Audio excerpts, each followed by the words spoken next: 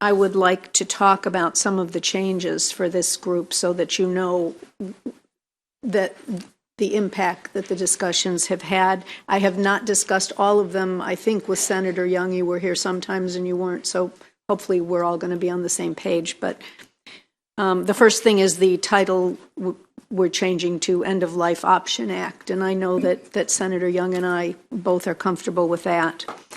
The witness form is, instead of one piece of paper that's very hard to follow the directions, we're making it 2 pieces of paper so that each witness has his or her own piece of paper, and it's very straightforward. We're simplifying that. It doesn't change much. We are changing the content of it to say, to continue to say one of 2 witnesses, only one of 2 witnesses may be a relative or entitled to benefit from the death of the person, meaning the other witness still cannot. But we left out the language about where the person is living and all that other stuff, which was really getting in the way. We went more towards the simpler version, which California had. A lot of the stuff is coming, by the way, from California.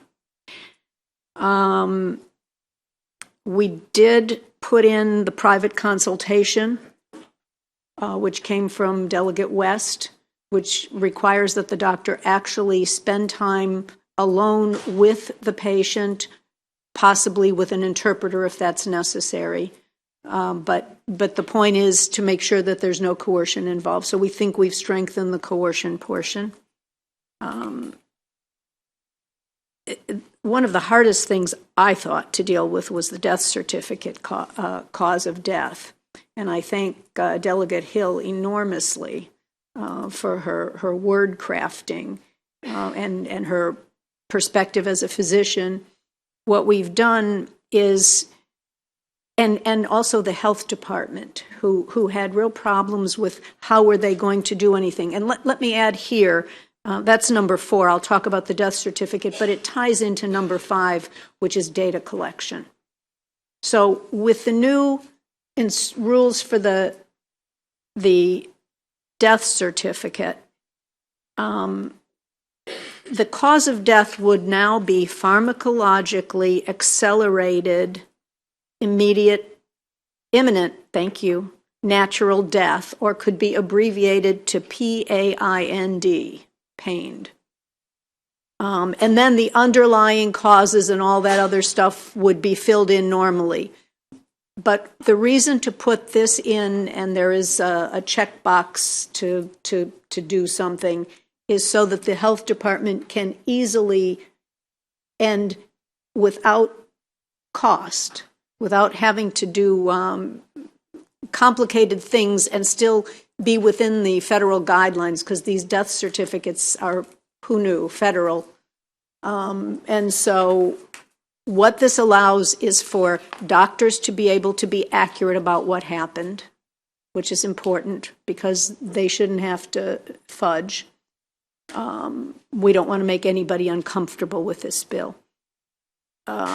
It allows for data collection that fits into the process that already exists. And so there will be data collection, and I'm not really sure that I've finished on that part of things exactly what will be collected.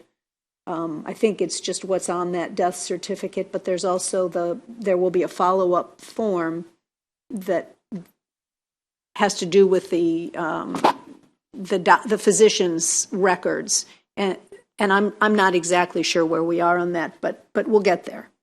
That's not to say there may not be some other changes, either that are generated in the hearing or are generated by you today or whatever, but I just want to bring you up to date with where I am on the bill at this point in time. And I think for the most part, Senator Young, maybe when you speak, you'll talk about, if you want to, because I can never remember who was in which meeting, and I apologize for that. So that's my 5 minutes. And with that, I'll go to Senator Ramirez, if you'd like to be next. You'd rather not be next? I want to hear a little bit more. Okay. Well, how about Senator Young, would you be willing to be next, and then we'll just come around the room? I just do have one question. I'm familiar with everything you went over except one thing, and that was the physician private time with the patient. Does it say when that has to occur?